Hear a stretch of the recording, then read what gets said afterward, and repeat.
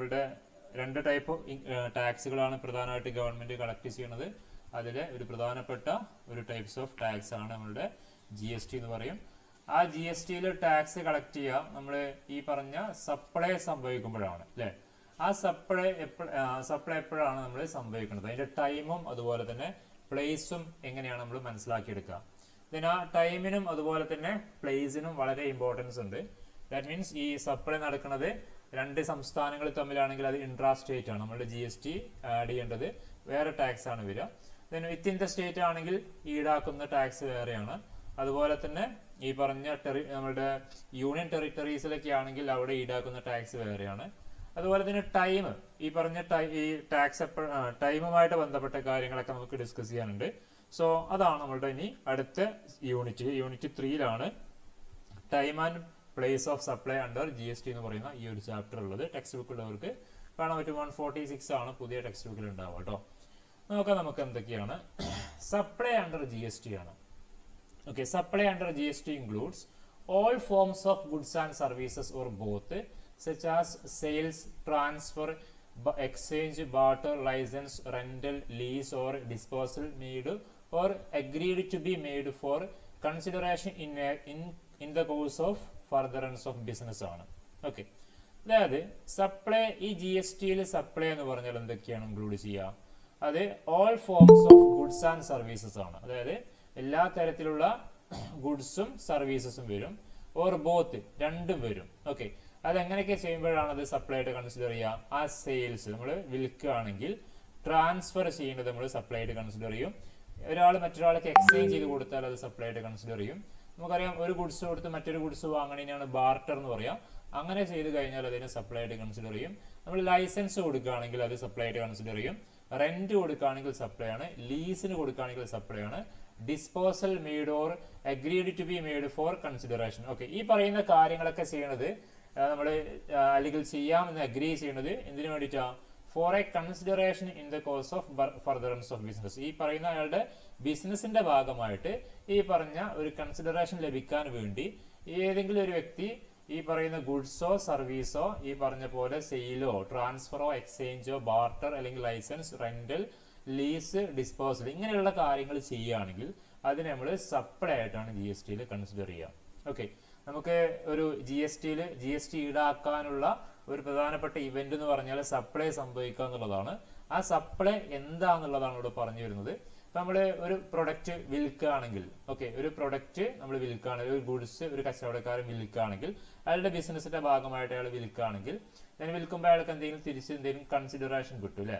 ആ കൺസിഡറേഷൻ കിട്ടും. ദെൻ അപ്പൊ അതിനെ സപ്ലൈ ആയിട്ട് കൺസിഡർ ചെയ്യും. ഇനി ഒരു ഹോസ്പിറ്റലിൽ ഒരു സർവീസർ എന്ത് ചെയ്യണം? ഒരു സർവീസർ എൻ്റർ ചെയ്യാണ്. ഓക്കെ, അല്ലെങ്കിൽ ഒരു ഹോട്ടലിൽ പോയിട്ട് നമുക്ക് എന്തെങ്കിലും സർവീസ് കിട്ടുകയാണെങ്കിൽ, ഒരു ഹോട്ടലുകാരൻ ഒരു സർവീസ് പ്രൊവൈഡ് ചെയ്യുകയാണെങ്കിൽ ദെൻ അത് അയാളുടെ ബിസിനസിന്റെ ഭാഗമാണ് അല്ലെ. ഹോട്ടൽ അയാൾ നടത്തുന്ന അയാളുടെ ഫർദറൻസ് ഓഫ് ബിസിനസിന്റെ ഭാഗമാണ്. ദെൻ അയാൾക്ക് ഈ സർവീസ് കൊടുത്തു കഴിഞ്ഞാൽ ഒരു എമൗണ്ട് ഓഫ് കൺസിഡറേഷൻ കിട്ടും. ദെൻ അതിനെ നമ്മൾ സപ്ലൈ ആയിട്ടാണ് കൺസിഡർ ചെയ്യുക. ഓക്കെ, അതുപോലെ ട്രാൻസ്ഫർ, ഒരാൾ മറ്റൊരാൾക്ക് എന്തെങ്കിലും വസ്തു ട്രാൻസ്ഫർ ചെയ്യണ ആസ് എ ഫർദറൻസ് ഓഫ് ബിസിനസിന്റെ ഭാഗമായിട്ട് എന്തെങ്കിലും അയാൾക്ക് ഒരു കൺസിഡറേഷൻ കിട്ടുന്നുണ്ടെങ്കിൽ അതിനെ സപ്ലൈ ആയിട്ട് കൺസിഡർ ചെയ്യും. അതുപോലെ ബാർട്ടർ, ലൈസൻസ്, റെന്റ് കൊടുക്കുക, വാടക കൊടുക്കുന്നത്, ലീസിന് കൊടുക്കുന്നത് അല്ലെ, ഡിസ്പോസൽ എന്തെങ്കിലും ഇല്ലാതെയാക്കി കൊടുക്കുന്നത്, ഇതൊക്കെ എന്താണ്? ഈ സപ്ലൈ ആയിട്ടാണ് നമ്മൾ കൺസിഡർ ചെയ്യുക. അപ്പൊ എന്തൊക്കെയാണ്? അപ്പൊ നോട്ട് ചെയ്ത് സപ്ലൈ GST എന്ന് പറയുന്ന അതിൽ നമ്മളുടെ സപ്ലൈ എന്താന്നുള്ളതാണ് പറഞ്ഞത്. സപ്ലൈ ഇതൊക്കെ ഇൻക്ലൂഡ് ചെയ്യും. All forms of goods and service or both. ചിലപ്പോൾ ഈ ഗുഡ്സും സർവീസും ഒരുമിച്ചായിരിക്കാം പ്രൊവൈഡ് ചെയ്യുന്നുണ്ടാവുക. അത് സച്ചാസ് ഇതിന്റെ രൂപത്തിലായിരിക്കാം, സെയിൽസിന്റെ രൂപത്തിലാവാം, ട്രാൻസ്ഫറിന്റെ രൂപത്തിലാവാം, എക്സ്ചേഞ്ചിന്റെ രൂപത്തിലാവാം, ബാർട്ടറിന്റെ രൂപത്തിലാവാം, ലൈസൻസിന്റെ രൂപത്തിലാവാം, റെന്റൽ, ലീസ്, ഡിസ്പോസൽ മീൻസ് ചിലപ്പോൾ എന്തെങ്കിലും ഇല്ലാതെ ആക്കി കൊടുക്കല്ലേ, നമ്മൾ നശിപ്പിച്ചു കൊടുക്കാൻ വേണ്ടിയിട്ട് ചിലപ്പോൾ എന്ത് ചെയ്യാറുണ്ട്, അതൊക്കെ സർവീസ് ആയിട്ട് വരാറുണ്ട്. സോ അപ്പൊ ഇതൊക്കെയാണ് ഡിസ്പോസൽ. ഇപ്പൊ നമുക്ക് മുൻപ് ഒരു ഫ്ലാറ്റ് ഒക്കെ പൊളിച്ച ഓർമ്മയുണ്ടാവും. ഈ ഫ്ലാറ്റ് പൊളിക്കുന്ന ഒരു കമ്പനി ചെയ്തു കൊടുക്കുന്നത് എന്താണ്? സർവീസ് ആണ്. സോ അങ്ങനെയുള്ള കാര്യങ്ങളൊക്കെ എന്താണ്? സപ്ലൈ ആയിട്ടാണ് അവിടെ കൺസിഡർ ചെയ്യുക. ഓക്കെ, ഇനി എന്താണ് ക്യാരക്ടറിസ്റ്റിക്സ് ഓഫ് സപ്ലൈ നോക്കാം നമുക്ക്. Supply should B goods or service ആയിരിക്കണം. അപ്പോൾ സപ്ലൈ കൊടുക്കുന്നത് ഗുഡ്സോ അല്ലെങ്കിൽ എന്തെങ്കിലും സർവീസോ ആയിരിക്കണം. ഇനി രണ്ടാമത്തെ ക്യാരക്ടേഴ്സ് എന്ന് പറഞ്ഞാൽ സപ്ലൈ ഷുഡ് ബി ടാക്സബിൾ ആയിരിക്കണം. എല്ലാ സപ്ലൈയും നമുക്ക് എന്തല്ല ടാക്സബിൾ അല്ല. എല്ലാ ഗുഡ്സും സപ്ലൈ ചെയ്താലും അല്ലെങ്കിൽ എല്ലാ സപ്ലൈകളും എല്ലാ സർവീസിന്റെ സപ്ലൈകളും എന്തല്ല നമുക്ക് ഈ പറഞ്ഞ ടാക്സബിൾ അല്ല. അത് സപ്ലൈ ആയിട്ട് കൺസിഡർ ചെയ്യണമെങ്കിൽ അതെന്തായിരിക്കണം, അത് ടാക്സബിൾ നാച്ചറിൽ വരുന്ന ഒരു സപ്ലൈ ആയിരിക്കണം. ഓക്കെ, എക്സംപ്റ്റഡ് സപ്ലൈസ് ഒക്കെ നമുക്ക് പഠിക്കാണ്ട് കേട്ടോ. അപ്പോൾ എന്താണ് ടാക്സബിൾ എന്നുള്ളത് നിങ്ങൾക്ക് അപ്പോൾ കൃത്യമായിട്ട് പറഞ്ഞു തരുന്നുണ്ട്. അപ്പോൾ supply should be taxable supply ആയിരിക്കണം. Then supply should be made by taxable person. ഇപ്പോൾ ചില ആളുകൾ സപ്ലൈ ചെയ്ത് കഴിഞ്ഞാലും അത് ടാക്സബിൾ, ഒരാൾ എക്സംപ്റ്റഡ് പേഴ്സൺ ആണ് ചെയ്യണമെങ്കിൽ അത് ടാക്സബിൾ ആയിട്ട് വരില്ല. ഓക്കെ, അപ്പോൾ ഒരു ടാക്സ് അടക്കാൻ ബാധ്യസ്ഥയുള്ള അല്ലെങ്കിൽ ബാധ്യസ്ഥനായിട്ടുള്ള ഒരു വ്യക്തിയാണ് ഈ സപ്ലൈ ചെയ്യുകയാണെങ്കിലാണ് അത് GSTയിൽ അത് സപ്ലൈ ആയിട്ട് കൺസിഡർ ചെയ്യുള്ളൂ. ഓക്കെ, സപ്ലൈ ആയിട്ട് കൺസിഡർ ചെയ്താൽ അതിന് ടാക്സ് കൊടുക്കേണ്ടി വരും. അതാണ് അതിന്റെ ഇമ്പോർട്ടന്റ് എന്ന് പറയുന്നത് കേട്ടോ. So supply should be made within taxable territory. ഇപ്പോൾ ഈ സപ്ലൈ ചെയ്യണത് ടാക്സബിൾ ടെറിട്ടറിയുടെ ഉള്ളിൽ വെച്ചിട്ടായിരിക്കണം, എങ്കിൽ മാത്രമേ അത് നമ്മൾ സപ്ലൈ ആയിട്ട് കൺസിഡർ ചെയ്യുള്ളൂ. നെക്സ്റ്റ് അതുപോലെ തന്നെ പറയുന്നതാണ് supply should be made in exchange of cash or reward ആണ്. നമ്മൾ ഈ പറയുന്ന ക്യാഷിന് വേണ്ടിയിട്ടോ എന്തെങ്കിലും റിവാർഡിന് വേണ്ടിയിട്ട്, ഇപ്പോൾ നമ്മൾ നേരത്തെ പറഞ്ഞു അല്ലെ, ഇപ്പോൾ ഒരു കച്ചവടക്കാരൻ ഒരു പ്രൊഡക്റ്റ്, ഒരു ഗുഡ്സ് വിൽക്കുകയാണെങ്കിൽ ആ സെയിൽ ചെയ്യുമ്പോൾ അയാൾക്ക് ഒരു കൺസിഡറേഷൻ കിട്ടും, ഒരു എമൗണ്ട് തിരിച്ച് കിട്ടുന്നുണ്ട്. അപ്പോൾ അങ്ങനെ ക്യാഷോ എന്തെങ്കിലും റിവാർഡോ ഇതിന്റെ ഭാഗമായിട്ട്, ആ എക്സ്ചേഞ്ച് ചെയ്യുന്നതിന്റെ ഭാഗമായിട്ട് അയാൾക്ക് എന്ത് കിട്ടണം, ഈ സർവീസ് അല്ലെങ്കിൽ സബ് ഗുഡ്സ് എക്സ്ചേഞ്ച് ചെയ്യുന്നതിന്റെ ഭാഗമായിട്ട് എന്തെങ്കിലും ഒരു ക്യാഷ് അല്ലെങ്കിൽ റിവാർഡ് അയാൾക്ക് എന്തായാലും കിട്ടിയിരിക്കണം. അപ്പോൾ ഇതൊക്കെ ഉണ്ടെങ്കിലാണ് നമ്മളെ ഒരു സപ്ലൈ ആയിട്ട് GSTയിൽ അതിനെ സപ്ലൈ ആയിട്ട് നമ്മൾ എന്ത് ചെയ്യുള്ളൂ, കൺസിഡർ ചെയ്യുള്ളൂ. ഓക്കെ, അപ്പോൾ സപ്ലൈ എന്ന് പറഞ്ഞാൽ വളരെ ഇമ്പോർട്ടന്റ്. ഇനി അതിന്റെ ടൈമും അതിന്റെ പ്ലേസ് ഒക്കെയാണ് മെയിൻ ആയിട്ട് നമ്മൾ ഈ ഒരു ചാപ്റ്ററിൽ മെയിൻ ആയിട്ട് പഠിക്കാൻ പോകുന്നത്. ഓക്കെ, ഇനി ടൈപ്സ് ഓഫ് സപ്ലൈ ആണ്. ഓക്കെ, വളരെ ഇമ്പോർട്ടന്റ് ആണ് ഇത്. ചിലപ്പോൾ എന്ത് ചെയ്യാം, ചോദിക്കാനുള്ള ചാൻസ് കൂടുതലാണ്. ടൈപ്സ് ഓഫ് സപ്ലൈ ആണ്. അതിൽ ഫസ്റ്റത്തെ സപ്ലൈ ടൈപ്സ് എന്ന് പറഞ്ഞാൽ ബേസ്ഡ് ഓൺ ലൊക്കേഷൻ ആണ്. ലൊക്കേഷന്റെ അടിസ്ഥാനത്തിൽ നമ്മൾ സപ്ലൈ നമ്മൾ ഡിവൈഡ് ചെയ്യുന്നുണ്ട്. അതിൽ first one intra state supply ആണ്. ഇതൊക്കെ നമ്മൾ പറഞ്ഞു കഴിഞ്ഞത് കേട്ടോ, എങ്കിലും നമുക്ക് ഡിസ്കസ് ചെയ്തിട്ട് പോവാം. ഇൻട്രാ സ്റ്റേറ്റ് സപ്ലൈ എന്ന് പറഞ്ഞാൽ ഒരു സംസ്ഥാനത്തിന്റെ അകത്തിലെ ഒരേ സെയിം സ്റ്റേറ്റിന്റെ അകത്തുനിന്ന് അതേ സെയിം സ്റ്റേറ്റിലോട്ട് നമ്മൾ സപ്ലൈ ചെയ്യുകയാണെങ്കിൽ അത്തരം സപ്ലൈകളെ സപ്ലൈ ഓഫ് സർവീസ് ആവാം, സപ്ലൈ ഓഫ് ഗുഡ്സ് ആവാം, അങ്ങനെ നമ്മൾ ചെയ്യുകയാണെങ്കിൽ അതിനെയാണ് നമ്മൾ ഇൻട്രാ സ്റ്റേറ്റ് സപ്ലൈ എന്ന് പറയും. സോ നോക്കാം, intra state supply is a type of supply of goods or service ആയിരിക്കാം where the location of supplier, ഇത് കൊടുക്കുന്ന സപ്ലയറും അതിന്റെ പ്ലേസ് ഓഫ് സപ്ലൈ, ഇത് കിട്ടുന്ന റിസീവ് ചെയ്യുന്ന വ്യക്തിയും ആർ ദി സെയിം സ്റ്റേറ്റ് ആയിരിക്കണം, ഒരേ സംസ്ഥാനത്താണെങ്കിൽ അത്തരം സപ്ലൈകളെ പറയുന്ന പേരാണ് ഇൻട്രാ സ്റ്റേറ്റ് സപ്ലൈ എന്ന് പറയും. ഓക്കെ, ദാറ്റ് മീൻസ് ഒന്നുകൂടിയും പറയാം, intra state supply is a type of supply. അത് ഗുഡ്സ് ഓഫ് സപ്ലൈ ആവാം അല്ലെങ്കിൽ സർവീസ് ഓഫ് സപ്ലൈ ആവാം. Where the location of supplier, സപ്ലയറുടെ ലൊക്കേഷൻ, ഇത് കൊടുക്കുന്ന അല്ലെങ്കിൽ ഈ ഗുഡ്സ് വിൽക്കുന്ന ആളാവാം അല്ലെങ്കിൽ സർവീസ് പ്രൊവൈഡർ ആവാം, അവരെയാണ് സപ്ലയർ എന്ന് പറയാം. ആ സപ്ലയറുടെ ലൊക്കേഷനും and the place of supply, നമ്മൾ ഇത് എവിടെയാണ് ആർക്കാണത് അല്ലെ നമ്മൾ സപ്ലൈ ചെയ്യുന്ന പ്ലേസ്, ആ പ്ലേസും ആർ ദി സെയിം സ്റ്റേറ്റ് ആണെങ്കിൽ ഒരേ സംസ്ഥാനത്താണെങ്കിൽ അത്തരം സപ്ലൈകൾ നമ്മൾ പറയുന്ന പേരാണ് ഇൻട്രാ സ്റ്റേറ്റ് സപ്ലൈ എന്ന് പറയും. ഓക്കെ, ഇനി രണ്ടാമത്തെ ടെറിട്ടോറിയൽ വാട്ടർ ആണ്.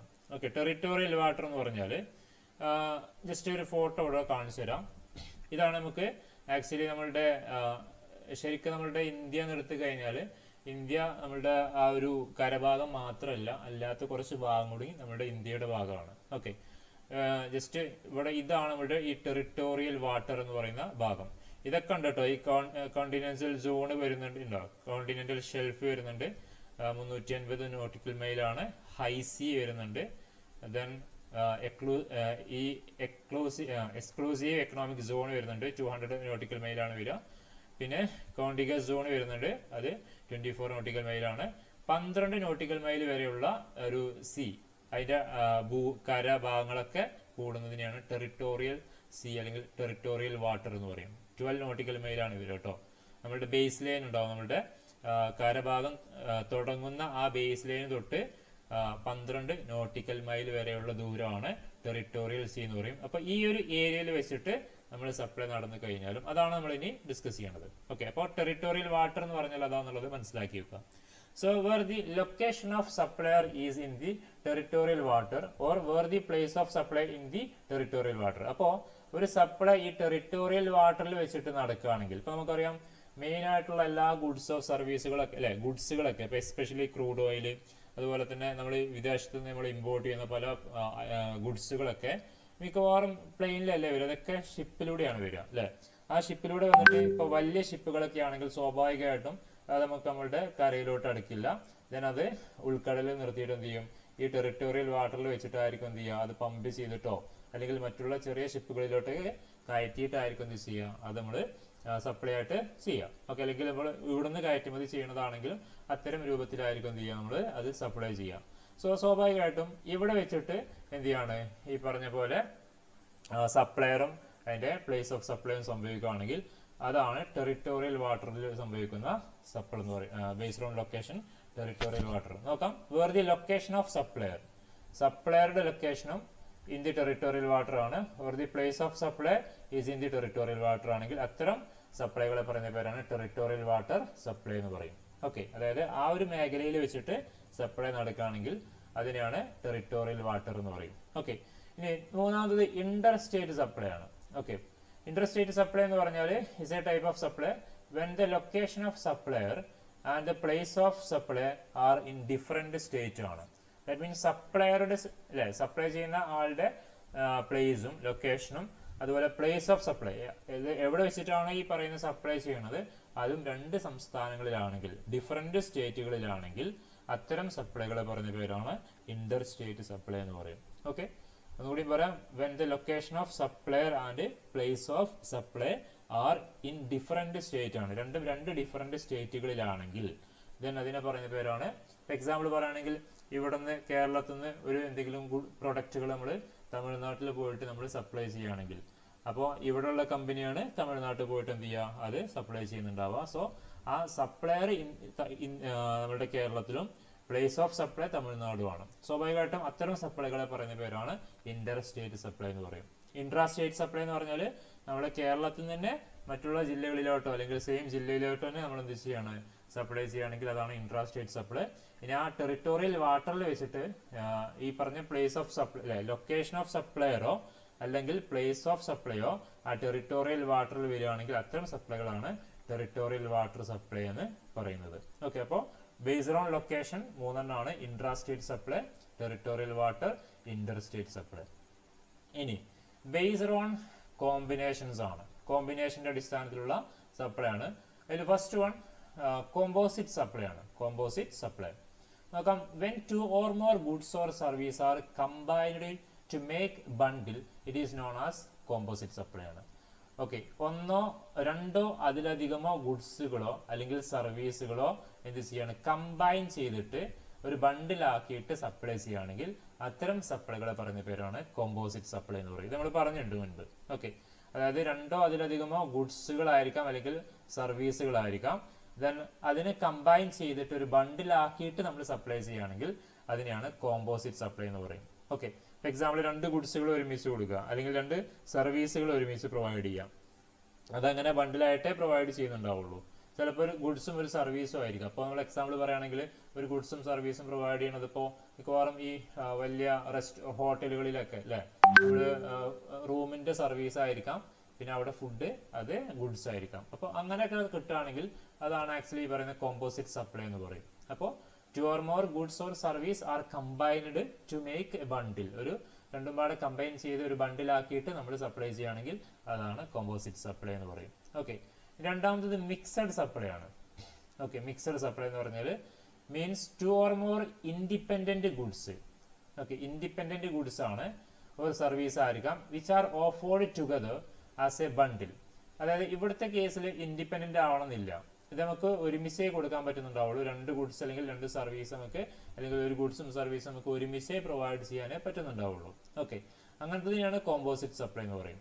ഇനി ഇവിടെ മിക്സഡ് സപ്ലൈ എന്ന് പറഞ്ഞാൽ ഇൻഡിപെൻഡന്റ് ഗുഡ്സ് അല്ലെങ്കിൽ സർവീസുകളാണ്, നമുക്ക് സെപ്പറേറ്റ് ആയിട്ട് ചിലപ്പോൾ ചെയ്യാൻ പറ്റുന്നുണ്ടാവും, അത് കൊടുക്കാൻ നമുക്ക് സാധിക്കുന്നുണ്ടാവും.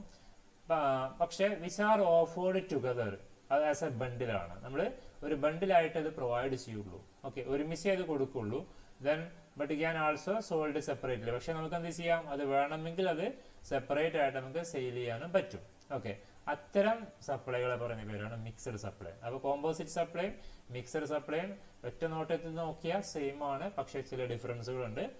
കോമ്പോസിറ്റ് സപ്ലൈയിൽ നമുക്ക് അതിനെ ഇൻഡിപെൻഡന്റ് അല്ല, ഇപ്പൊ രണ്ടെണ്ണം സെപ്പറേറ്റ് ചെയ്യാൻ സെപ്പറേറ്റ് ആയിട്ട് നമുക്ക് കൊടുക്കാൻ പറ്റാത്തതുണ്ടാവാം. ദെൻ മിക്സഡ് സപ്ലൈയിൽ നമുക്ക് രണ്ടും ഇൻഡിപെൻഡന്റ് ആയിട്ട് വേണമെങ്കിൽ എന്ത് ചെയ്യാം, സെപ്പറേറ്റ് ആയിട്ട് പ്രൊവൈഡ് ചെയ്യാം. പക്ഷേ അവിടെ നമ്മൾ എന്ത് ചെയ്യുള്ളൂ, അത് ഒരു ബണ്ടിലായിട്ട് നമ്മൾ കൊടുക്കുകയാണെങ്കിൽ അത്തരം സപ്ലൈകളെ പറഞ്ഞ പേരാണ് മിക്സഡ് സപ്ലൈ എന്ന് പറയും. ഓക്കെ, അപ്പോൾ mixed supply means 2 or more independent goods or service which are offered together as a bundle but can also be sold separately ആണ്. ഓക്കെ, നെക്സ്റ്റ് കണ്ടിന്യൂസ് സപ്ലൈ ആണ്. കണ്ടിന്യൂസ് സപ്ലൈ ആണ് മൂന്നാമത്തത്. That means ഈ പറഞ്ഞ കോമ്പിനേഷന്റെ അടിസ്ഥാനത്തിൽ composite supply പറഞ്ഞു, അതുപോലെ mixed supply പറഞ്ഞു. ഇനി കണ്ടിന്യൂസ് സപ്ലൈ ആണ്. കണ്ടിന്യൂസ് സപ്ലൈ എന്ന് പറഞ്ഞാൽ നമ്മൾ സ്ഥിരമായിട്ട് പ്രൊവൈഡ് ചെയ്യാം. അപ്പൊ നോക്കാം, continuous supply means supplying goods or services that are provided or agreed to be provided continuously on a recurring basis ആണ്. നിരന്തരം പ്രൊവൈഡ് ചെയ്യുകയാണെങ്കിൽ ഒരു സർവീസ് അല്ലെങ്കിൽ ഒരു സപ്ലൈ നമ്മൾ സ്ഥിരമായിട്ട് കൊടുക്കുകയാണെങ്കിൽ അത്തരം സപ്ലൈകളെ പറയുന്ന പേരാണ് കണ്ടിന്യൂസ് സപ്ലൈ എന്ന് പറയും. ഓക്കെ, അപ്പോൾ കോമ്പോസിറ്റ്, മിക്സഡ്, കണ്ടിന്യൂസ്. അപ്പോൾ ഒരു സർവീസ് അല്ലെങ്കിൽ ഗുഡ്സിന് നമ്മൾ സ്ഥിരമായിട്ട് കണ്ടിന്യൂസ് ആയിട്ട് നമ്മൾ കൊടുക്കുകയാണെങ്കിൽ അത്തരം സപ്ലൈകൾ പറയുന്ന പേരാണ് ഈ പറഞ്ഞ കണ്ടിന്യൂസ് സപ്ലൈ എന്ന് പറയും. ഓക്കെ, ഇപ്പോൾ നമ്മളുടെ എക്സാമ്പിളൊക്കെ പറയുകയാണെങ്കിൽ ഇപ്പോൾ നമ്മളൊരു പമ്പ്, പെട്രോൾ പമ്പൊക്കെ തുടങ്ങുകയാണെങ്കിൽ ആ പമ്പുകളിലോട്ട് ഓരോ കമ്പനിയുമായിട്ട് ഏതാണോ പമ്പിന്റെ ഏത് കമ്പനിയുമായിട്ട് നമുക്ക് ടൈപ്പ് ഉള്ളത് അവർ സ്ഥിരമായിട്ട് എന്ത് ചെയ്യും, നമുക്ക് അവിടേക്കുള്ള പെട്രോളിയം ഉൽപ്പന്നങ്ങൾ അവർ സപ്ലൈ ചെയ്തുകൊണ്ടിരിക്കും. അതിനൊക്കെയാണ് കണ്ടിന്യൂസ് സപ്ലൈ എന്ന് പറയാം. ഓക്കെ, ഇനി അത്തരം സർവീസുകൾ പ്രൊവൈഡ് ചെയ്യുന്നവരൊക്കെ ഉണ്ടാവാം. സോ അതാണ് കണ്ടിന്യൂസ് സപ്ലൈ എന്ന് പറയുന്നത്. ഇനി നെക്സ്റ്റ് ബേസ്ഡ് ഓൺ റെസിപ്പിയന്റ് ആണ്. ഈ സപ്ലൈ റിസീവ് ചെയ്യുന്ന ആളുടെ അടിസ്ഥാനത്തിൽ നമ്മൾ സപ്ലൈനെ കാറ്റഗറൈസ് ചെയ്യുന്നുണ്ട്. അതിലൊന്ന് ഇൻവാർഡ് സപ്ലൈ ആണ്. ഇൻവാർഡ് സപ്ലൈ ആണ് ബേസ്ഡ് ഓൺ റെസിപ്പിയന്റ്. ഒന്ന് ഇൻവാർഡ് സപ്ലൈ ആണ്. നോക്കാം, it means receipt of goods or service or both whether by purchase or acquisition or any other means with or without consideration ആണ്. നമ്മൾ consideration കൊടുക്കുകയോ അല്ലെങ്കിൽ കൊടുക്കാതെയോ നമ്മൾ എന്ത് ചെയ്യാണ്, എന്തെങ്കിലും ഈ പറയുന്ന ഗുഡ്സോ അല്ലെങ്കിൽ സർവീസോ നമ്മൾ പർച്ചേസ് ചെയ്യുകയോ നമ്മൾ അക്വയർ ചെയ്യുകയോ അക്വിസിഷൻ ചെയ്യുകയോ ചെയ്യുകയാണെങ്കിൽ അതിനാണ് ഇൻവാർഡ് സപ്ലൈ എന്ന് പറയും. It means receipt of goods or service ആണ്. ഒരു ഗുഡ്സ് ഓർ സർവീസ് നമുക്ക് റിസീവ് ചെയ്യണം, നമുക്ക് നമ്മൾ സ്വീകരിക്കണം, റെസിപ്റ്റ് ചെയ്യാണ്. ദെൻ ചിലപ്പോൾ ഒരുമിച്ചായിരിക്കാം, ബോത്ത് ആയിരിക്കാം, അത് പർച്ചേസിന്റെ രൂപത്തിലായിരിക്കാം ചിലപ്പോൾ, നമ്മളല്ലെങ്കിൽ അത് അക്വയർ ചെയ്യുന്നതിന്റെ രൂപത്തിലായിരിക്കാം. ഇനി അതർ മീൻസ്, ഇനി അതല്ലെങ്കിൽ വേറെ വല്ല വഴികളിലൂടെ ആയിരിക്കാം. അപ്പൊ നമ്മൾ സപ്ലൈ പറഞ്ഞ സമയത്ത് ഇവിടെ കുറെ കാര്യങ്ങൾ പറഞ്ഞു ഓർമ്മ ഉണ്ടാവും അല്ലെ. ഇവിടെ സെയിൽസ്, ട്രാൻസ്ഫർ, എക്സ്ചേഞ്ച്, ബാർട്ടർ, അതാണ് അവിടെ എനി അതർ മീൻസ് എന്ന് ഉദ്ദേശിക്കുന്നത്. ഓക്കെ, അതൊക്കെ വരാം. അത് ചിലപ്പോൾ നമ്മൾ ഈ പറയുന്ന പർച്ചേസോ അക്വിസിഷനോ അല്ലെങ്കിൽ മറ്റുള്ള മീൻസിലൂടെ നമ്മളത് റെസിപ്റ്റ് ചെയ്യണത് ചിലപ്പോൾ പൈസ കൊടുത്തിട്ടായിരിക്കാം, ചിലപ്പോൾ നമ്മൾ എന്തെങ്കിലും കൺസിഡറേഷൻ കൊടുക്കാതെയായിരിക്കാം, വിത്ത് ഓർ വിത്തൗട്ട് കൺസിഡറേഷൻ. അങ്ങനെ ഉള്ള സപ്ലൈകളാണ് ഇൻവാർഡ് സപ്ലൈ എന്ന് പറയും. ഓക്കെ, ഇനി ഔട്ട്വാർഡ് സപ്ലൈ എന്ന് പറഞ്ഞാൽ it means supply of goods or service or both whether by sale, transfer, barter, exchange, license, rental, lease or disposal or any other mode agreed to be made by such a person in the course ആണ്. അതായത് outward, നമ്മൾ inward ആണ് നമ്മൾ ഇങ്ങോട്ട് കിട്ടുന്നതാണ്. നോട്ടിഫൈസോ inward supply പറഞ്ഞാൽ എന്താണ്, നമ്മൾ ഇങ്ങോട്ട് നമുക്ക് സപ്ലൈ റെസിപ്റ്റ് ചെയ്യാണ്. ഔട്ട്വാർഡ് ആണ് നമ്മൾ സപ്ലൈ അങ്ങോട്ട് കൊടുക്കുകയാണ്. അതിനാണ് ഔട്ട്വാർഡ് സപ്ലൈ എന്ന് പറയും. അത് ഈ പറയുന്ന സെയിൽസിന്റെ രൂപത്തിലോ അല്ലെങ്കിൽ ട്രാൻസ്ഫറിന്റെ രൂപത്തിലോ അല്ലെങ്കിൽ എക്സ്ചേഞ്ചിന്റെ രൂപത്തിലോ അല്ലെങ്കിൽ ഒന്ന് അങ്ങോട്ട് കൊടുത്തിട്ട് ഇങ്ങോട്ട് വാങ്ങുക, അതാണ് ബാർട്ടർ എന്ന് പറയുന്നത്. ഇനി ലൈസൻസിന്റെ രൂപത്തിലൊക്കെ എന്ത് ചെയ്യാണ്, നമ്മൾ ഈ പറഞ്ഞ പോലെ എന്തെങ്കിലും സപ്ലൈ കൊടുക്കുകയാണെങ്കിൽ അത് സർവീസ് ആയിരിക്കാം അല്ലെങ്കിൽ ഗുഡ്സ് ആയിരിക്കാം. അതിനാണ് ഔട്ട്വാർഡ് സപ്ലൈ എന്ന് മീൻ ചെയ്യണത്. ഓക്കെ, അപ്പോൾ നമ്മൾ 3 കാറ്റഗറീസ് ആണ് ഇപ്പോൾ പറഞ്ഞത്. Based on location, intra state, territorial water, inter state. ഇനി based on combination, composite supply, mixed supply, continuous supply. ഇനി based on recipient, inward, outward. ഇനി next based on tax treatment ആണ്. ബേസ്ഡ് ഓൺ ടാക്സ് ട്രീറ്റ്മെന്റ് നോക്കാം. നമുക്ക് exempt supply ഉണ്ട്. Exempt supply എന്ന് പറഞ്ഞാൽ നിൽ ടാക്സ് റേറ്റ് വരുന്ന സപ്ലൈകളെയാണ് നമ്മൾ എക്സംപ്റ്റ് സപ്ലൈ ഓഫ് ഗുഡ്സ് എന്ന് പറയുക അല്ലെങ്കിൽ സർവീസ് എന്ന് പറയാം. ഓക്കെ, നോക്കാം. It means supply of goods or service or both which attract nil rate of tax ആണ്, or which may be wholly exempt from the tax ആണ്. മൊത്തമായിട്ട് ടാക്സ് നിന്ന് ഒഴിവാക്കി കൊടുത്ത ഗുഡ്സ് ഓർ സർവീസിന്റെ സപ്ലൈകളെ പറയുന്ന പേരാണ് എക്സംപ്റ്റ് സപ്ലൈ എന്ന് പറയും. സോ ഒന്നുകൂടിയും പറയാം. It means supply of goods or service or both which attract nil rate of tax or which may be wholly exempt from the tax ആണ്. മൊത്തമായിട്ടും ടാക്സ് നിന്ന് എക്സംപ്റ്റ് ചെയ്ത് കൊടുത്ത സപ്ലൈകളാണ് എക്സംപ്റ്റ് സപ്ലൈ എന്ന് പറയുന്നത്. ഓക്കെ, ഇനി സീറോ റേറ്റഡ് സപ്ലൈ ആണ്. Zero rated supply എന്ന് പറഞ്ഞാൽ it means export or supply of goods or service to a special economic zone developer or special economic zone unit ആണ്. It mean export or supply of goods ആണ്. That means നമുക്കറിയാം ഈ special economic zone ഉണ്ട്, SEZ എന്ന് പറയും അല്ലെ, special economic zone. Then ആ special economic zone അവിടെ നിന്ന് നമ്മൾ ഏതെങ്കിലും ആ സ്പെഷ്യൽ എക്കണോമിക് സോണിൽ പോയിട്ട് എന്തെങ്കിലും ബിസിനസ്സുകളൊക്കെ നമ്മൾ ചെയ്യുകയാണ്. ആ ബിസിനസ്സുകളിലുള്ള എന്തെങ്കിലും പ്രൊഡക്റ്റുകളോ സർവീസോ നമ്മൾ സപ്ലൈ ചെയ്യുകയോ അല്ലെങ്കിൽ സർവീസ് സപ്ലൈ ചെയ്യുകയോ ചെയ്യുകയാണെങ്കിൽ അത്തരം സപ്ലൈകളെയാണ് നമ്മൾ ഈ പറയുന്ന സീറോ റേറ്റഡ് സപ്ലൈ എന്ന് പറയും. ഓക്കെ, അതായത് it means export or supply of goods or service ആണ്. നമ്മൾ ഈ സ്പെഷ്യൽ എക്കണോമിക് സോണിൽ ഡെവലപ്പർ അല്ലെങ്കിൽ സ്പെഷ്യൽ എക്കണോമിക് സോണിലോട്ട് നമ്മൾ എന്ത് ചെയ്യാണ്, എന്തെങ്കിലും വസ്തുക്കൾ നമ്മൾ എക്സ്പോർട്ട് ചെയ്യാം. ഇപ്പോൾ ഈ സ്പെഷ്യൽ എക്കണോമിക് സോണിനെ നമ്മൾ ജസ്റ്റ് ഇവിടെ എക്സ്പോർട്ട് എന്ന് പറയാൻ കാരണം അതിനെ നമ്മൾ എന്താ പറയുക, അതിനെ നമ്മൾ ആക്ച്വലി ഒരു വിദേശ രാജ്യം എന്നുള്ള രൂപത്തിലാണ് കാണുക. കാരണം അത് കംപ്ലീറ്റ്ലി ആ ഒരു സോണിലുള്ള എല്ലാ ആക്ടിവിറ്റീസിനും ടാക്സിൽ നിന്നും എക്സംഷൻ കൊടുത്തിട്ടുണ്ടാവും. ഈ സ്പെഷ്യൽ എക്കണോമിക് സോണിനെ വളർത്തി കൊണ്ടുവരാൻ വേണ്ടിയിട്ട് അവിടെ പോയിട്ട് ഈ പറയുന്ന ബിസിനസ്സുകളൊക്കെ ആരംഭിക്കാൻ വേണ്ടിയിട്ട് ഗവൺമെന്റ് എന്ത് ചെയ്യും, അത്തരം മേഖലയിൽ ബിസിനസ് ചെയ്ത് കഴിഞ്ഞാൽ ദെൻ അവിടെ നിന്ന് കിട്ടുന്ന പ്രോഫിറ്റിനും അവിടെ നിന്നുള്ള എല്ലാ കാര്യങ്ങൾക്കും ടാക്സ് നിന്ന് കംപ്ലീറ്റ്ലി എക്സംഷൻ കൊടുത്തിട്ടുണ്ടാവും. ഈ സ്പെഷ്യൽ എക്കണോമിക് സോൺ ഡെവലപ്പ് ചെയ്യുന്ന അല്ലെങ്കിൽ അത്തരം മേഖലകൾ ഉണ്ടാക്കിയെടുക്കുന്ന ചില കമ്പനികളൊക്കെ ഉണ്ടാവാം. അത്തരം കമ്പനികളിലോട്ട് അല്ലെങ്കിൽ അത്തരം ഡെവലപ്മെന്റ് ചെയ്യുന്ന സ്ഥലങ്ങളിലോട്ട് എന്തെങ്കിലും സർവീസോ ഗുഡ്സോ ഒക്കെ നമ്മൾ എക്സ്പോർട്ട് ചെയ്യുകയാണെങ്കിൽ, അങ്ങോട്ട് എന്തെങ്കിലും നമ്മൾ കയറ്റുമതി ചെയ്യുകയാണെങ്കിൽ ദെൻ അതിനൊക്കെ നമ്മൾ സീറോ റേറ്റഡ് സപ്ലൈ ആയിട്ടാണ് കൺസിഡർ ചെയ്യുക. അപ്പോൾ സ്പെഷ്യൽ എക്കണോമിക് സോൺ ഡെവലപ്പറുടെ ഭാഗമായിട്ട് അവരെന്തെങ്കിലും ഗുഡ്സോ സർവീസോ ഒക്കെ നമ്മൾ എന്ത് ചെയ്യണം, എക്സ്പോർട്ട് ചെയ്യുകയോ അങ്ങനെ ചെയ്യുകയാണെങ്കിൽ അത്തരം സർവീസ് ഓഫ് സപ്ലൈ അല്ലെങ്കിൽ ഗുഡ്സോ സപ്ലൈകൾ നമ്മൾ സീറോ റേറ്റഡ് സപ്ലൈ ആയിട്ടാണ് കൺസിഡർ ചെയ്യുക. കാരണം അത് ഗവൺമെന്റ് ഒഴിവാക്കി കൊടുത്തതാണ്. ഓക്കെ, ഇനി നെക്സ്റ്റ് നോൺ ടാക്സബിൾ സപ്ലൈ ആണ്. നോൺ ടാക്സബിൾ സപ്ലൈ എന്ന് പറഞ്ഞാൽ is the sale of any goods or service which attract nil rate of tax ആണ്. Okay, non taxable supply is the sale of any goods or service which attract nil rate ആണ്. നിൽ rate of tax rate വരുന്ന ഐറ്റത്തിനാണ് non taxable supply എന്ന് പറയും. ഇവിടെ പേര് മാറ്റമുണ്ട്. Exempt supply എന്ന് പറഞ്ഞാൽ ഇതിന് നമ്മൾ നിൽ റേറ്റ് ഓഫ് ടാക്സ് ആണ്. ദെൻ ചിലപ്പോൾ അത് മൊത്തമായിട്ട് എന്ത് ചെയ്യും, ഒഴിവാക്കി കൊടുത്തിട്ടുണ്ടാവും. നോൺ ടാക്സബിൾ സപ്ലൈ എന്ന് പറഞ്ഞാൽ ഇത് ടാക്സേ ചെയ്യില്ല. ഇത്തരം ഗുഡ്സുകൾ നമുക്ക് ടാക്സേ വരില്ല. ഇതിന് ചിലപ്പോൾ എന്ത് ചെയ്യാം, ടാക്സ് റേറ്റിൽ ചിലപ്പോൾ ചേഞ്ചസ് മേ ബി വന്നേക്കാം. അത് എക്സംപ്റ്റ് ചെയ്ത് കൊടുത്തേക്കാണ്. ഓക്കെ, ഇനി നെക്സ്റ്റ് ടാക്സബിൾ സപ്ലൈ പറയേണ്ട ആവശ്യമില്ല. അത് ടാക്സ് ഈടാക്കുന്ന സപ്ലൈകളെ പറയുന്ന പേരാണ് ടാക്സബിൾ സപ്ലൈ എന്ന് പറയും. Okay, taxable supply mean on which tax shall be paid under GSTM. GSTയുടെ ഭാഗമായിട്ട് ടാക്സ് കൊടുക്കേണ്ട സപ്ലൈകളെ പറയുന്ന പേരാണ് ടാക്സബിൾ സപ്ലൈ. അപ്പോൾ ഇതൊക്കെയാണ് ക്ലാസിഫിക്കേഷൻ. ടൈപ്സ് ഓഫ് സപ്ലൈ ആണ് നമ്മൾ ഡിസ്കസ് ചെയ്തത്. Based on location, based on combination, അതുപോലെ based on recipient, then based on tax treatment. Okay, ഇനി അടുത്ത topic components of supply under GST ആണ്. Components of supply under GST. Main ആയിട്ട് നമുക്ക് ഇതിൽ പഠിക്കാനുള്ളത് ടൈം ഓഫ് സപ്ലൈ ഉണ്ട്. നമ്മുടെ സബ്ജക്ട് ഈ ഒരു ചാപ്റ്ററിന്റെ പേരിന് time and place of supply ആണ് അല്ലേ. അപ്പോൾ ടൈം ഓഫ് സപ്ലൈ നോക്കാനുണ്ട്, പ്ലേസ് ഓഫ് സപ്ലൈ നോക്കാനുണ്ട്, വാല്യൂ ഓഫ് സപ്ലൈ നോക്കാനുണ്ട്. ഈ മൂന്ന് കാര്യമാണ് നമുക്ക് ഇതിൽ മെയിൻ ആയിട്ട് ഡീറ്റെയിൽ ആയിട്ട് പഠിക്കാനുള്ള കാര്യം. ഓക്കെ, അതിൽ first one time of supply ആണ്. Time of supply for GST ആണ്.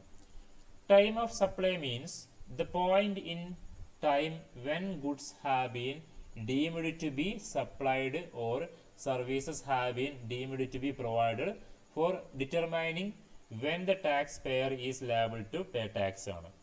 ടാക്സ് പെയർ ഇതെന്തിനാ അറിയോ, ഈ ടൈം നമ്മൾ നോക്കണം എന്തിനാ വെച്ചാൽ എപ്പം മുതലാണ് ഈ പറയുന്ന ടാക്സ് കൊടുക്കേണ്ട ഉത്തരവാദിത്തപ്പെട്ട വ്യക്തി ആ ഒരു ഗുഡ്സോ അല്ലെങ്കിൽ ആ ഒരു സർവീസിന്റെ ഭാഗമായിട്ട് ടാക്സ് കൊടുക്കാൻ ലയബിൾ ആവുന്ന സമയം മനസ്സിലാക്കാൻ വേണ്ടിയിട്ടാണ് ടൈം ഓഫ് സപ്ലൈ നമ്മൾ മെയിൻ ആയിട്ട് ഇതിൽ മനസ്സിലാക്കുന്നത്.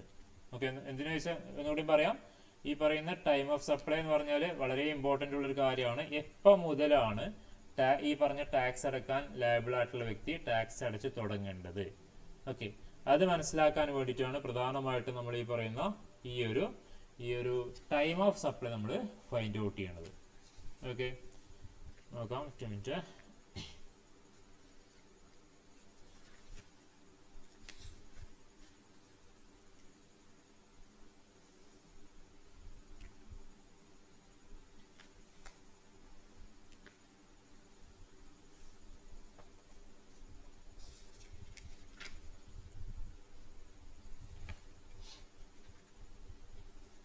നോക്കാം. അപ്പോൾ ടൈം ഓഫ് സപ്ലൈ എന്ന് പറഞ്ഞാൽ time of supply means the point in time when goods have been deemed to be supplied ആണ്. ഓക്കെ, ഒരു പോയിന്റ് ഓഫ് ടൈം ആണ് എപ്പോഴാണ് ഗുഡ്സ് നമ്മൾ ഈ പറഞ്ഞ സപ്ലൈ ചെയ്യപ്പെടുന്നത്, അതിനെയാണ് നമ്മൾ ടൈം ഓഫ് സപ്ലൈ ആയിട്ട് കൺസിഡർ ചെയ്യുന്നത്. അല്ലെങ്കിൽ or services have been deemed to be provided for determining when the taxpayer is liable to pay tax ആണ്. അതായത് ഈ എപ്പോഴാണോ ആ സർവീസ് അല്ലെങ്കിൽ ആ ഗുഡ്സ് നമ്മൾ സപ്ലൈ ചെയ്യപ്പെടുന്നത്, സപ്ലൈഡ് ചെയ്യുന്നത്, ദെൻ അത് മുതൽ നമ്മൾ അതിന് ആ ടാക്സ് പേ ചെയ്യാൻ ബാധ്യസ്ഥനായിട്ടുള്ള വ്യക്തി എന്ത് ചെയ്യേണ്ടി വരും? ആ ടാക്സ് അടക്കാൻ അയാൾ ലയബിൾ ആയിട്ടുണ്ടാവും. ഓക്കെ, ദെൻ അതിനെയാണ് ടൈം ഓഫ് സപ്ലൈ എന്ന് പറയാം. ആ ഒരു ടൈം എപ്പോഴാണോ ആ സപ്ലൈ സംഭവിക്കുന്നത്, ആ സപ്ലൈ സംഭവിക്കുന്ന സമയത്തിനാണ് ആക്ച്വലി ടൈം ഓഫ് സപ്ലൈ. അല്ലെങ്കിൽ ഗുഡ്സ് ആയിരിക്കാം, അല്ലെങ്കിൽ സർവീസ് ആയിരിക്കാം. ഓക്കെ, ഇനി ആ ടൈം ഓഫ് സപ്ലൈ ഇപ്പോൾ ചില സമയത്ത്, ഇപ്പോൾ എക്സാമ്പിൾ പറയുകയാണെങ്കിൽ ചിലപ്പോൾ എന്തായിരിക്കാം, ഇപ്പോൾ നമ്മൾ പൈസ അഡ്വാൻസ് കൊടുക്കുന്ന ചില ഗുഡ്സുകളൊക്കെ നമുക്ക് കിട്ടണമെങ്കിൽ നമ്മൾ പൈസ അഡ്വാൻസ് കൊടുക്കേണ്ടി വരും അല്ലേ? പൈസ അഡ്വാൻസ് കൊടുത്തിട്ട് ചിലപ്പോൾ ഒരു 6 മാസം കഴിഞ്ഞാലേ നമുക്ക് എന്ത് ചെയ്യുന്നുണ്ടാവുള്ളൂ, ആ ഗുഡ്സ് നമുക്ക് റിസീവ് ചെയ്യുള്ളൂ. അപ്പോൾ അവിടെ ടൈം ഓഫ് സപ്ലൈ എത്ര എന്നുള്ളത് ഒരു ഡൗട്ട് ഉണ്ടാവും അല്ലേ? ഇനി അതുപോലെ ചില സമയങ്ങളിൽ നമ്മൾ ഗുഡ്സ് വാങ്ങും, ഗുഡ്സ് കിട്ടി ചിലപ്പോൾ ഒരു മാസം കഴിഞ്ഞിട്ടായിരിക്കും നമ്മൾ പൈസ കൊടുക്കുന്നുണ്ടാവുക. അപ്പോൾ ഏതാണ് ടൈം ഓഫ് സപ്ലൈ? ചിലപ്പോൾ നമുക്ക് ബില്ല് കുറെ കഴിഞ്ഞിട്ടായിരിക്കാം കിട്ടുന്നുണ്ടാവുക. അപ്പോൾ എപ്പോഴാണ് ടൈം ഓഫ് സപ്ലൈ? അത് തീരുമാനിക്കേണ്ടി വരും. അത് അപ്പോൾ നോക്കണം, ഇയാൾ എപ്പം മുതലാണ് ടാക്സ് അടക്കാൻ ബാധ്യസ്ഥനാവുന്നത്, അതാണ് ഇവിടുത്തെ ചോദ്യം. അതിനാണ് നമ്മൾ ടൈം ഓഫ് സപ്ലൈ നമ്മൾ ഫൈൻഡ് ഔട്ട് ചെയ്യണത്. മനസ്സിലായല്ലോ? ടൈം ഓഫ് സപ്ലൈ നമ്മൾ ഫൈൻഡ് ഔട്ട് ചെയ്യുന്നതിന്റെ പ്രധാനപ്പെട്ട പോയിന്റ് എന്ന് പറഞ്ഞാൽ ഇതാണ്, the taxpayer is liable to pay tax ആണ്. ആ ടൈം ഫൈൻഡ് ഔട്ട് ചെയ്യുക എന്നുള്ളതാണ്. ഇപ്പോൾ ഗുഡ്സ് ഒക്കെ സപ്ലൈ ചെയ്യുന്ന സമയത്ത് നമ്മൾ ചിലപ്പോൾ അഡ്വാൻസ് പൈസ കൊടുത്തിട്ട് ഗുഡ്സുകൾ വാങ്ങുന്നുണ്ടാവാം, സർവീസുകളും ഒക്കെ ചിലപ്പോൾ നമ്മൾ വാങ്ങുന്നുണ്ടാവാം. ചിലപ്പോൾ നമ്മൾ സർവീസ് അല്ലെങ്കിൽ ഗുഡ്സ് കിട്ടി കുറെ കഴിഞ്ഞിട്ട് നമ്മൾ പൈസ കൊടുക്കുന്നുണ്ടാവാം, ഇൻസ്റ്റാൾമെന്റ് ആയിട്ട് കൊടുക്കുന്നുണ്ടാവാം. അപ്പോൾ അതിലേതിലാണ്, ഏത് സംഭവിക്കുമ്പോഴാണ് നമ്മൾ ടൈം ഓഫ് സപ്ലൈയുടെ കൺസിഡർ ചെയ്യുക, എപ്പോൾ മുതലാണ് അയാൾ ടാക്സ് കൊടുക്കേണ്ട സമയം എന്നുള്ളത് ഫൈൻഡ് ഔട്ട് ചെയ്യുക എന്നുള്ളതാണ്. നോക്കാം നമുക്ക്. Time of supply of goods ആണ് ഫസ്റ്റ് പറയുന്നത്. ഗുഡ്സിന്റെ കേസിലാണ് time of supply of goods എപ്പോഴാണ് സംഭവിക്കുക എന്നുള്ളതാണ്.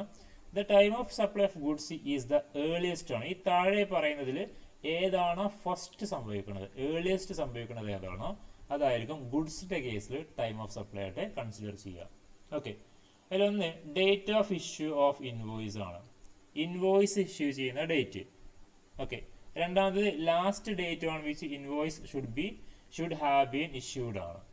ഇപ്പോൾ ചില പ്രൊഡക്റ്റുകളൊക്കെ വാങ്ങിയ 3 മാസം 2 മാസം അതിനൊരു ടൈം ഉണ്ട്. ഈ ഇൻവോയ്സ് ഇഷ്യൂ ചെയ്യാനൊരു ടൈം പീരീഡ് ഉണ്ട്. നമ്മുടെ ടാക്സിൽ കൃത്യമായിട്ട് പറയുന്നൊരു ടൈം ഉണ്ട്. ആ ടൈമിന്റെ ഉള്ളിൽ എന്ത് ചെയ്യണം? ഇൻവോയ്സ് കൊടുത്തിരിക്കണം. ഇൻവോയ്സ് എന്ന് പറഞ്ഞാൽ ബില്ല് കൊടുക്കുക എന്നുള്ളതാണ്. ഇപ്പോൾ കസ്റ്റമർക്ക് നമ്മൾ ബില്ല് കൊടുക്കേണ്ടി വരും. ഒരു ഗുഡ്സ് വാങ്ങിക്കഴിഞ്ഞാൽ ആ ബില്ല് കൊടുക്കുക, അതാണ് അവിടെ ഇൻവോയ്സ്, ടാക്സ് ഇൻവോയ്സ് മീൻ ചെയ്യുന്നത് അതാണ്. ഓക്കെ, അത് കൊടുക്കേണ്ട, ഇപ്പൊ നിയമപ്രകാരം കൊടുക്കേണ്ട ഒരു ടൈം ഉണ്ട്. ഇപ്പൊ ഒരു ഗുഡ്സ് ഒരാൾ വാങ്ങിപ്പോയാൽ അതിന്റെ ബില്ല് കൊടുക്കാൻ ഒരു ഇത്ര ടൈമിന്റെ ഉള്ളിൽ എന്ത് ചെയ്യണം? ആ ബില്ല് കൊടുത്തിരിക്കണം. ആ last date on which invoice should have been issued ആണ് അതിന്റെ ലാസ്റ്റ് ഡേറ്റ്. ഓക്കെ, മൂന്നാമത്തെ ഒരു കാര്യം നോക്കാം, date of receipt of advance അല്ലെങ്കിൽ പേയ്മെന്റ് ആണ്. അഡ്വാൻസ് കിട്ടിയത് അല്ലെങ്കിൽ പേയ്മെന്റ് റിസീവ് ചെയ്ത ഡേറ്റ്. ഇതിലേതാണോ ഫസ്റ്റ് സംഭവിക്കുന്നത് ദെൻ അതായിരിക്കും time of supply of goods ആയിട്ട് കൺസിഡർ ചെയ്യുക. മനസ്സിലായോ? ഇപ്പോൾ എക്സാമ്പിൾ പറയുകയാണെങ്കിൽ ഇപ്പോൾ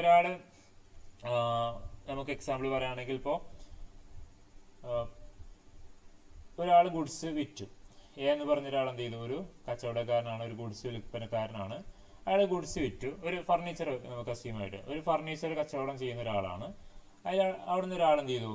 ഒരാൾക്ക് ഒരു എക്സാമ്പിൾ പറയുകയാണെങ്കിൽ ഒരു ഹൗസ് വാമിങ്ങോ അല്ലെങ്കിൽ എന്തെങ്കിലും ഒരു ഫംഗ്ഷന് വേണ്ടിയിട്ട് ഒരു ഫർണിച്ചർ ഒരാൾ വന്നിട്ട് വാങ്ങുകയാണ്.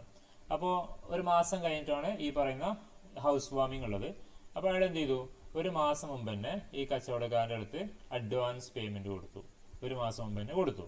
ഓക്കെ, ദെൻ ഒരു മാസം കഴിഞ്ഞ് ഈ പറഞ്ഞ പോലെ എന്ത് ചെയ്തു, ഒരു മാസം കഴിഞ്ഞപ്പോൾ അയാൾ ഗുഡ്സ് പർച്ചേസ് ചെയ്തു.